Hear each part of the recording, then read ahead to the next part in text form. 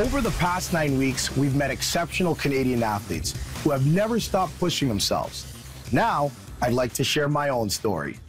From an early age, I knew the road to success would be one of relentless dedication and perseverance. Whether as a kid on outdoor rinks or playing for the Montreal Canadiens, I too have always reached for the next level. He sure is. The 30-minute special of the Next Level 10 of Canada's Best series is presented by Degree, and it premieres July 31st, 7 p.m. on Sportsnet. Please welcome PK Subban.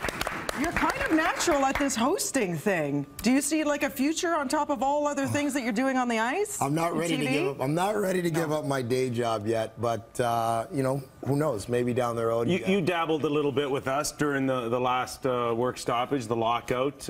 You almost took my job. Oh, well, no, I'm not trying to take anyone's job. It was fun. It was a great experience for me, and you know, I think, you know, as a professional athlete, it's always great to show some versatility and to try new things. So it was a time where I could do that. Good for you. And the great thing, we were talking about this, that I love about this whole special, it highlights 10 Canadians, one of them being yourself, profiling what it takes to get to the next level, to be these super athletes.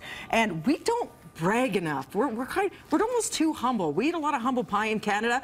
In the States, around the world, there's a star system around their athletes. And I love that this allows the platform to celebrate our athletes like yourself as stars. So what does it take? What did it take you to get to the next level? Well, a lot of hard work. Well, first of all, Degree and Sportsnet for putting me on that platform to be able to highlight some of the greatest Canadians in sports today. And you talk about Andrew Wiggins, Milos Raonic, Hinchcliffe, some great athletes, and to be able to profile them in a way that, you know, I'm a part of their story is cool, because the reality is, you know, everybody has a different story, but you know, parts of the story are always pretty similar in terms of the dedication and hard work that goes into it, and you know, most of all, you know, overcoming something. So that's what this whole thing is about. It's about inspiring kids to expand their horizons and do more. So, you know, that's what we all represent. Now, we've been around the hockey world, so we know what makes hockey players tick.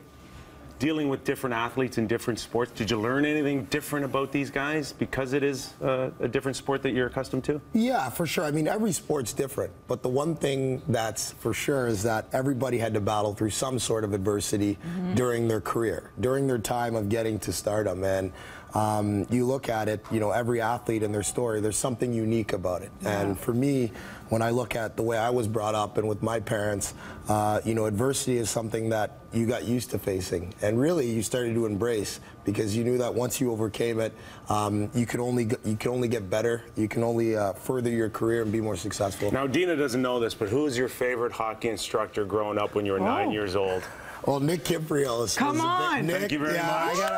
I gotta give Nick. PK, stay inside the pylon, PK. Inside. Before PK, there was NK. No. Come on. Well, you know what? I know that I played for the Montreal Canadiens, but I did grow up in Toronto, and I went to the Toronto Maple Leafs Professional Hockey School. Martin Ross ran the hockey school, and Nick Kiprios was there often. And as a kid growing up, I got pictures of myself and Nick together. Now, would you consider that battling adversity in your story? Having No, there was nothing adverse about working with Nick as a kid growing up. What did you see in PK? I got to ask you then, as a mentor and a coach. He was the first in line. He's a kid that the passion and the energy that you see right here today was there when he was 8, 9 years old.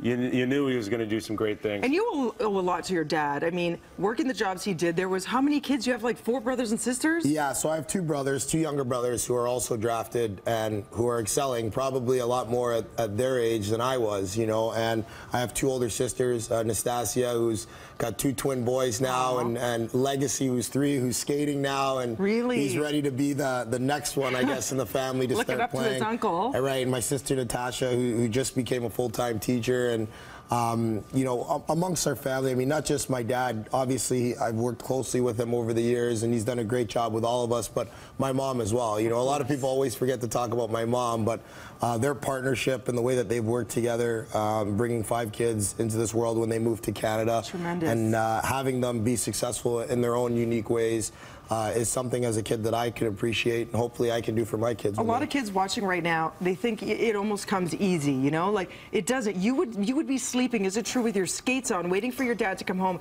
at 10 or 11 o'clock at night and go skate on Nathanville Square in the wee hours just to get your 10,000 hours of practice in? Well, let's be honest. Nobody likes anything to come easy. I mean, No. when you get something, when you've earned something, there's no better feeling than that. And I've had to earn everything that I've received. The same with everyone else in my family. So there's something special about that. But what about when you wanted to give up? You're like, this sucks. It's Yeah. hard. I want to play with my friends. Who pushed you past that point of wanting to give up? Because it's hard work. Yeah, for sure. And I think that, my dad always had some great sayings for me, and I always remember when we would do the ski hills, we'd sprint the ski hills at nighttime. And, as a kid growing up, I'd be 6, 7, 8 years old sprinting the ski hills. And there were times where I didn't want to. I wanted to go home and play Xbox. Sure. And he'd be like, well, BK, if you want to make it to the NHL, I'd be like, yeah, I want to make it. He'd said, well, there's a kid in Russia right now who's sleeping, you're still training. So, that's why you're going to be better than him. So you got to continue to train and Get back up on that hill. Right. And I think that both of my parents, with their education, they were able to, give me things to think about as a kid. And, all you need is that little motivation to continue to go. I think you're going to do it right, PK. Oh, I'm trying. You know I'm what? trying. Call me crazy. As soon as you get over this shyness, I think you're going to take right off. A little bit of a nutshell. That's what he's got to do, is come out of his shell. He's a bit of a wallflower, that PK Subban. For more information, nextlevel.sportsnet.ca. You can check it out online, or you can see it at 7 p.m. on Sportsnet. That's Thursday, July 31st. Come visit us often. You're awesome. Thank you. And well, you owe it all to the Kipper. Oh, Kipper. Who knew? Oh, there you go. 6 degrees. It's equal here now, I'm Kiprios. Right now, we're going to throw things over to Jen at Live. Good morning, Jen. She's cooking up a storm.